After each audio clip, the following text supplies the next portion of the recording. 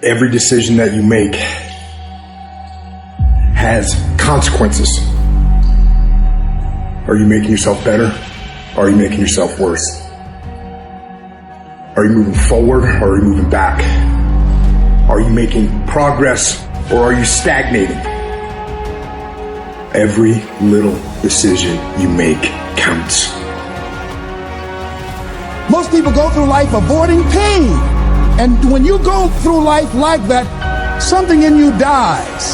Something in you that you never activate is lying dormant in there, that you never get a chance to call on because you have not challenged yourself. Because so many times people have a tendency to devalue the moment, today. What they do is they greatly value the destination. And so they kind of talk about, well, when I get there, or if I arrive there, or when I do that, or when I accomplish this. And they don't understand that success is a daily thing. And I'm here to share with you that the secret of success is determined by your daily agenda. You need to consistently, every day, persistently, without quit, enjoy that pursuit. Why consistency? I think consistency is the most important thing, because consistency elevates your awareness. What's the lesson? Don't limit your point of entry. Consistently, persistently pursue your potential and enjoy it. That's all I did. Trust me, you have a mindset right now, just like I have a mindset.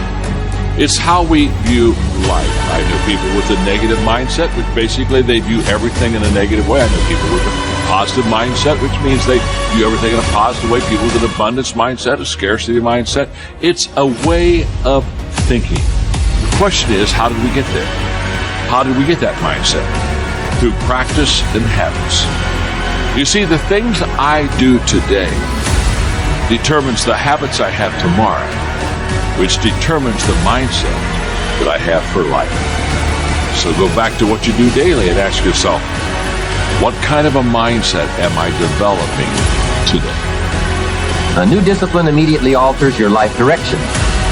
You don't change destinations immediately. That is yet to come. But you can change direction immediately. And direction is very important. Discipline cooperates with nature. Everything strives. It is a common life function. How tall will a tree grow? As tall as it can. Everything strives to become all it can possibly be.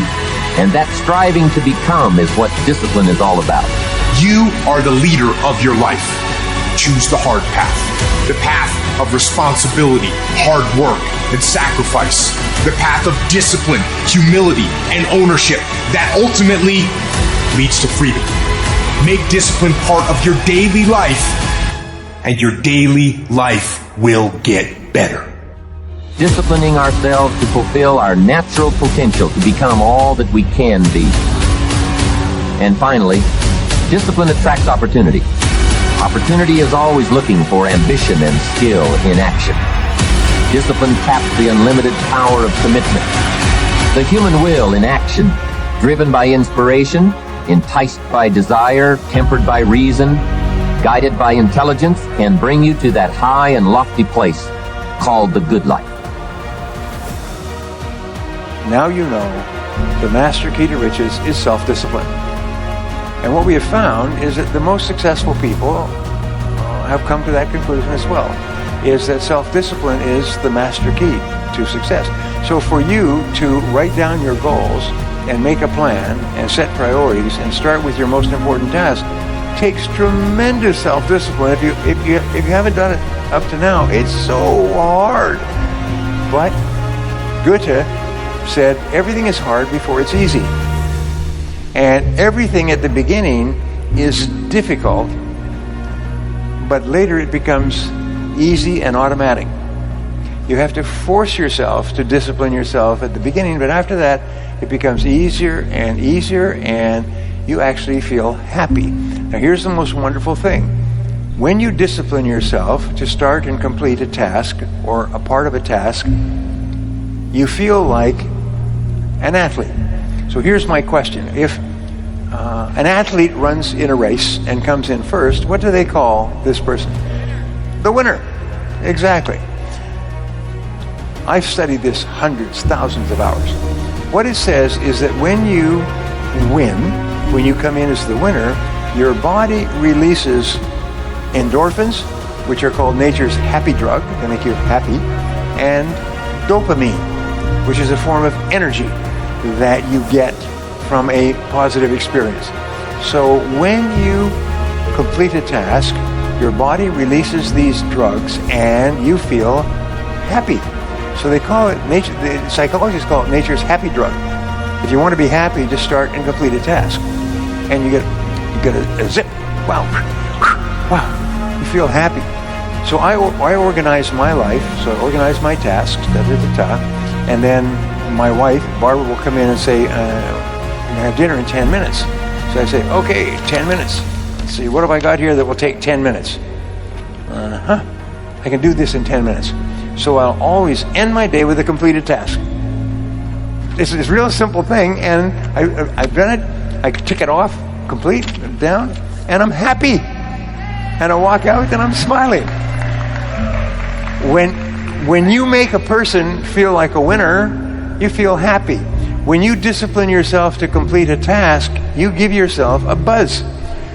Alfred Adler, one of the top psychologists of history, called this a positive addiction. He said if you start and complete a task, you get a buzz. And the buzz becomes addictive.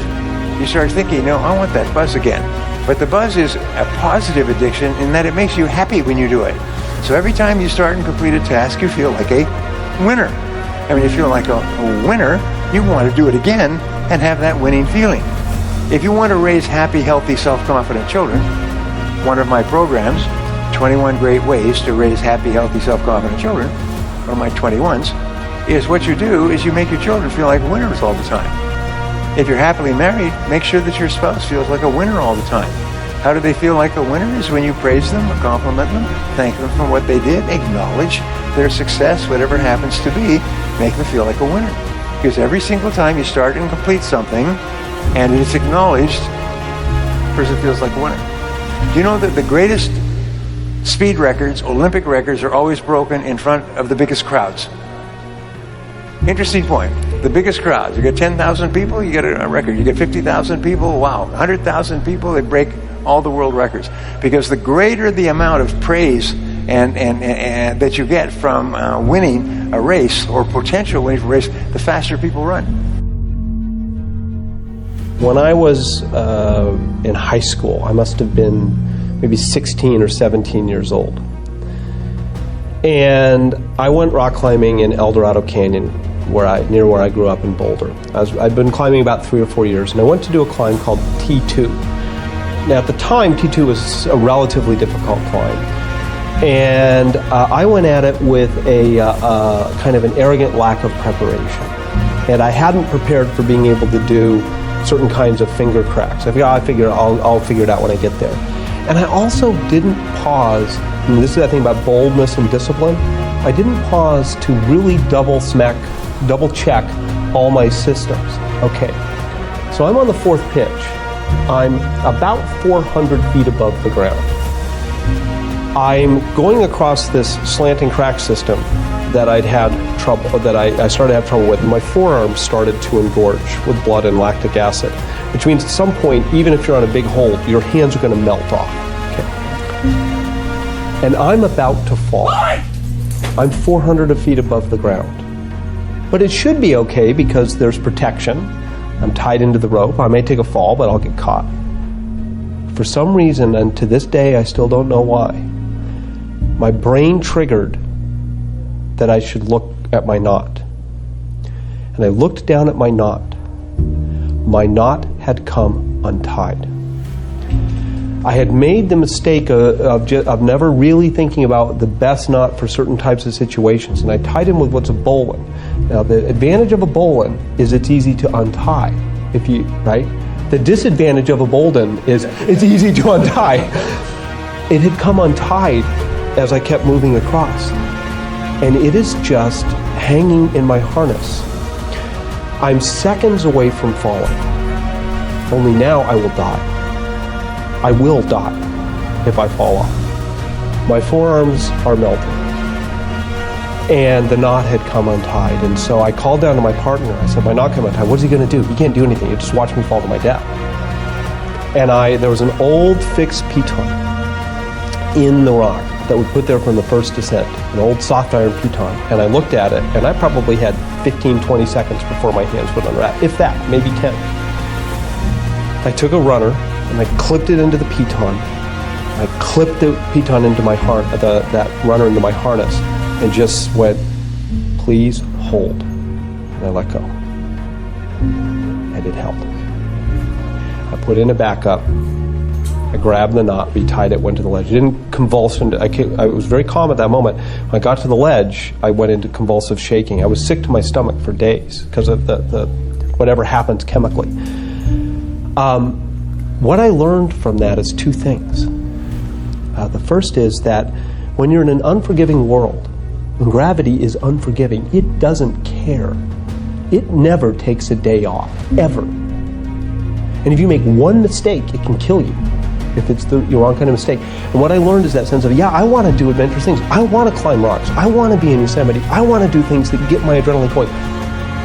But I need the discipline to always do all the right preparation, to always think about the right knots, to always be cross-checking my system so that I can do those bold things and stay alive in an unforgiving environment.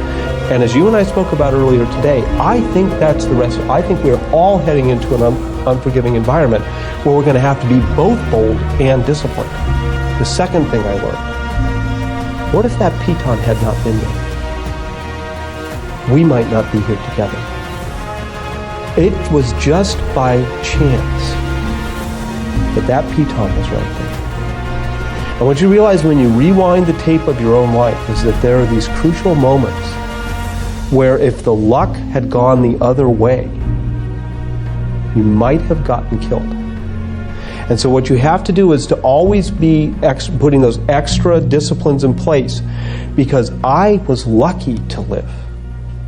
And what I took from that is I never want to have to be lucky to live again. I want to live because of my discipline, not because of my luck.